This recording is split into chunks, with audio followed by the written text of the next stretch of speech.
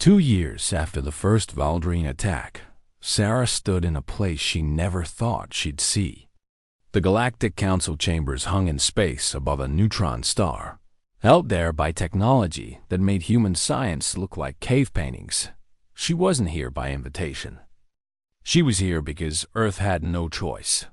The news of humanity's defense had spread across the galaxy faster than anyone expected. Other species wanted to know about the primitives who'd made the Valdrine retreat. Some were curious. Some were impressed. But most were afraid. The council chamber held representatives from 47 different species. Sarah recognized the Valdrine ambassador immediately. Zelther, the same creature who'd smiled and lied to her on the Prometheus.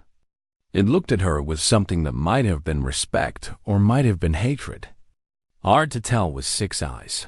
The speaker, a floating jellyfish-like being called an Exari, addressed the assembly. We gathered to discuss the human question. The Valdrine Collective has requested permission to eliminate this species before it becomes a greater threat. Sarah's translator implant struggled with some of the alien languages, but she got the main points. Several species agreed with the Valdrine. Humans were dangerous, unpredictable. They fought without honor. A reptilian creature called a Sark stood up. They used biological weapons, chemical warfare, suicide attacks. These are the tactics of animals, not civilized beings. We use the tactics of survivors, Sarah said, standing. The chamber went quiet. You want to talk about civilization? Your civilized Valdrine tried to enslave my entire species. They killed billions of us. What were we supposed to do? Ask them nicely to stop. Zelther's skin rippled with colors Sarah couldn't interpret. You were supposed to accept your place. The strong rule the galaxy. The weak serve. This is natural law. Then we made ourselves strong, Sarah said. Isn't that natural law, too? The Nexari speaker pulsed with light. The Kryn Empire wishes to speak. Sarah's blood went cold. She'd learned about the Kryn in the past 2 years. They controlled a third of the known galaxy. Their military was legendary. When the Kryn wanted something, they took it. Period. The Kryn ambassador was humanoid, almost beautiful, with silver skin and eyes like molten gold. But Sarah had seen the intelligence reports. The Kryn had destroyed 17 species in the past 1,000 years. Not defeated, destroyed, wiped from existence. The humans are a threat to galactic order, the Kryn said, its voice like music. They must be eliminated before they spread further. We've spread plenty already, Sarah said, and she saw surprise ripple through the chamber. Did you really think we'd keep all our eggs in one basket after the Valdrine attack? We sent out colony ships, dozens of them, to systems you don't know about, with full instructions on how to build everything we learned fighting the Valdrine. She pulled up a holographic display. Right now, there are human settlements scattered across this entire sector. Some of them you might find, some you won't. But every single one of them knows what the galaxy is really like. Every single one of them is teaching their children how to fight dirty, how to survive.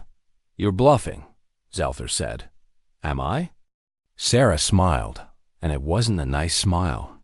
Here's what I know about the galaxy. You're all scared. Scared of each other. Scared of losing your positions. The Valdrine are scared of losing their slave trade. The Kryn are scared someone might challenge their empire. Everyone's so busy maintaining the status quo that you forgot what real danger looks like. She turned to face the entire council. Humans are that danger. Not because we want to be, but because you made us this way. You taught us the universe doesn't care about fairness. That might makes right. That the strong do what they want and the weak suffer. So here's my offer. Accept humanity as equals. Give us a seat on this council. Trade with us. Work with us. Or spend the next 1,000 years hunting us through the galaxy. wondering which asteroid field has a human colony, which planet we've already reached. Wondering we'll come back, stronger and meaner than before. The chamber erupted in argument. Some species shouted for human extinction. Others called for containment. A few, the small ones who'd probably suffered under the big empires, stayed quiet, but Sarah saw them nodding. The Nexari speaker had to pulse with blinding light to restore order. The Kryn Empire calls for an immediate vote to authorize military action against humanity. Sarah held her breath. This was it. The moment that decided everything. The vote was close. Too close. 23 species voted for extermination. 20 voted against. 4 abstained. The motion passes, the speaker announced. Sarah felt the floor drop out from under her. She'd failed. Earth was doomed. Then something unexpected happened. A small, furry creature named Pilot, representative of the Quilix species, stood up. The Quilix invoke ancient right of protection. We will shield the humans. The chamber went silent again. The right of protection was old law, from before the Kryn rose to power. If one council species protected another, the protected species couldn't be attacked without declaring war on the protector too. We also invoke protection, said another voice. The Hartson, a silicon-based species Sarah had barely heard of, then another, and another. 6 species in total, all small, all weak by galactic standards. But together, they made attacking humanity a lot more complicated. The Kryn ambassador's golden eyes narrowed. You would risk war over these primitives? We would risk war to stop you from having everything your way, Pilot said quietly. The humans showed us something. They showed us that the strong can be hurt, that the rules can be changed. Maybe it's time for a different galaxy. The speaker pulsed again. The motion is blocked by protection rights. However, humanity will be granted provisional status only. You will be watched. Any aggression will void the protection. Sarah nodded. It wasn't membership. It wasn't safety. But it was a chance. As she left the chamber, the Kryn ambassador stopped her. You've made powerful enemies today, human. I know, Sarah said. But we've made friends too. That's more than we had yesterday. Your friends are weak. When we decide to move against you, they won't be able to stop us. Sarah met those golden eyes. Maybe, but you're scared to find out, aren't you? That's why you wanted the council to do your dirty work. Because you're not sure what humans might do if you come for us directly. The Kryn ambassador said nothing, but Sarah saw the truth in its expression. The galaxy's greatest empire was afraid of humanity. Not because humans were strong, but because humans were unpredictable, dangerous. On the trip back to Earth, Sarah thought about what humanity had become. They'd come to the stars looking for friends and found only enemies. They'd learned to fight like demons to survive. They'd scattered across space like seeds, preparing for the worst. The universe had taught them to be cruel, to be ruthless, to trust no one and fear everything. The question was whether humanity could ever unlearn those lessons, whether they could be anything other than what the galaxy forced them to become. Sarah wasn't sure she wanted to know the answer.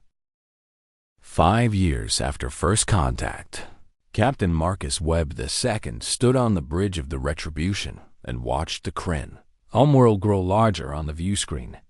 He was named after his uncle, the hero who died destroying the Valdrine flagship. He had a lot to live up to. The war with the Kryn Empire had been going on for 3 years now. The Kryn had ignored the Council's decision and attacked human colonies anyway. They were too powerful to punish, too important to sanction. So humanity fought back alone, with only their small allies providing what help they could. But humans had learned fast. Maybe too fast. All strike teams report ready, Lieutenant Chun said. She was Sarah's daughter, born just before the Prometheus launched. Now she was 27, and had already killed more beings than she could count. Marcus looked at his crew. Every single one of them had been born after first contact. They'd grown up in a galaxy at war. They'd never known the hopeful humanity that dreamed of peaceful exploration. They only knew survival. "Remember the mission," Marcus said. "We're not here to conquer the Kryn homeworld. We're here to prove it can be done. To show them they're not untouchable." The plan was insane, and everyone knew it. Slip past the Kryn defenses using stealth technology reverse-engineered from 6 different alien species. Reach the surface. Plant a beacon. Get out alive. They'd lose most of the strike team. Probably all of them. But the beacon would broadcast one simple message across the entire galaxy. Humans were here. In the heart of the Kryn Empire. The gods could bleed. The retribution shuddered as they entered the atmosphere. Kryn defense platforms lit up the sky, but the ship's eye dodged and weaved through the fire. Humans had gotten very good at building that could think faster than any biological mind. Some species said humanity's were too advanced, too dangerous. Humans didn't care anymore what others thought was dangerous. They made it to the surface. Barely. The retribution crash-landed in a Kryn city, and Marcus led his team out into chaos. Kryn civilians ran screaming. They'd never seen war on their own world before. For 1,000 years, they'd brought war to others. Now it came home. Marcus felt sick watching them run. These weren't soldiers, just people. But the mission came first. His team fought through the city streets. Kryn military responded fast, but humans had spent 5 years learning how to kill efficiently. Every weapon, every tactic, every trick was designed for maximum lethality. They reached the target zone and planted the beacon. It started broadcasting immediately. "Mission accomplished," Marcus said into his comm. "Tell command we made it." "Negative," came the reply from orbit. "The Kryn fleet is moving to intercept our extraction ships." "You're stuck down there, Captain." Marcus had expected this. They all had. "Understood. Tell my family I love them." Then something unexpected happened. The Kryn soldiers stopped shooting. A Kryn commander approached, its silver skin shimmering in the smoke. "You could have destroyed this city. Your ship had nuclear weapons. We detected them. Why didn't you use them?" Marcus met the alien's golden eyes. "Because we're not monsters. We just needed to prove we could reach you. That's all. You're trapped here now. You'll die." "Probably," Marcus agreed. "But the message is already sent. Every species in the galaxy knows that humans penetrated Kryn defenses, that we stood on your homeworld. You're not gods anymore." The Kryn commander was quiet for a long moment. "You humans are strange. You fight with the fury of madmen, but show mercy when you don't have to. You're cruel and kind in the same breath. The galaxy doesn't know what to do with you." "Join the club," Marcus said. "We don't know what to do with ourselves either." What happened next shocked both sides. The Kryn commander ordered a ceasefire. Not surrender. Not victory. Just a pause. Within 6 hours, Sarah Chun arrived at the Kryn homeworld, leading a diplomatic convoy. She was older now, her hair gray, but her eyes were still sharp. The negotiations lasted 3 days. The Kryn Empire, faced with the reality that humans could strike their heart, agreed to terms. Not peace exactly. More like a Cold War. Humans would withdraw from Kryn space. The Kryn would stop attacking human colonies. Both sides would watch each other carefully. It wasn't the ending anyone expected. But it was an ending. 20 years after first contact, Sarah stood before the Galactic Council again. This time, she wasn't begging for humanity's survival. She was accepting a permanent seat at the table. The galaxy had changed. Humanity had changed it. Other species, seeing that the Kryn could be challenged, started pushing back against the old empires. The balance of power was shifting, but Sarah felt no triumph. She looked at the young humans around her, officers and diplomats and soldiers. They were efficient, professional, deadly. They'd been raised in a galaxy that taught them to trust no one and fear everything.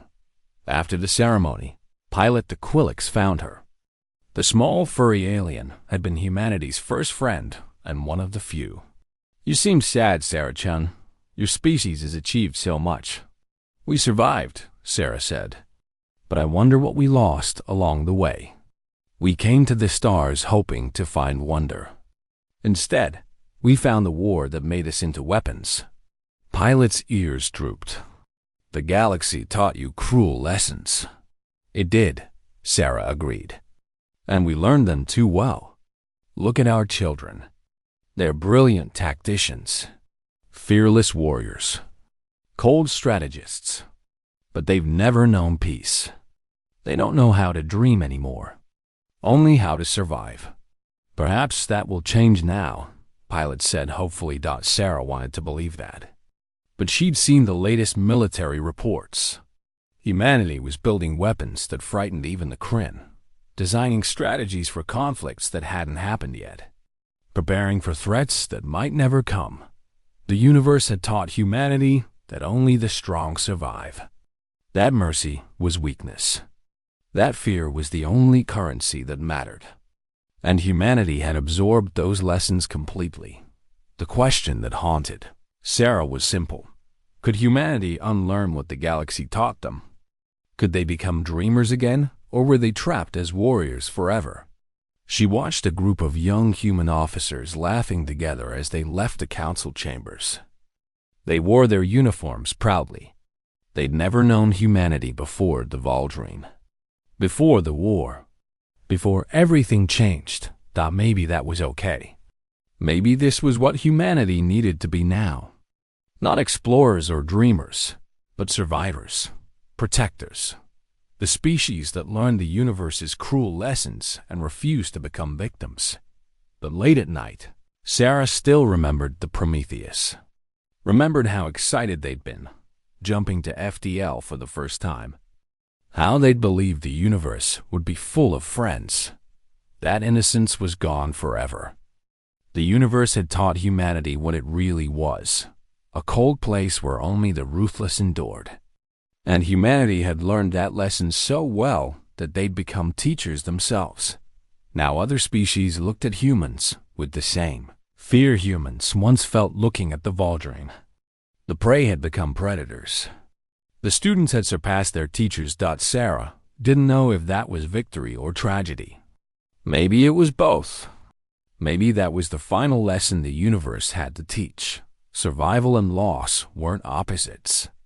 They were the same thing. She walked back to the human quarters alone, an old woman carrying the weight of her species' transformation. The stars still shone above her, beautiful and cold and indifferent. The universe didn't care what humanity had become. It never did. But humanity would remember. In their stories, in their songs, in their warnings to future generations. They would remember what they used to be, before the galaxy taught them cruelty. And maybe, someday, they would find a way to dream again.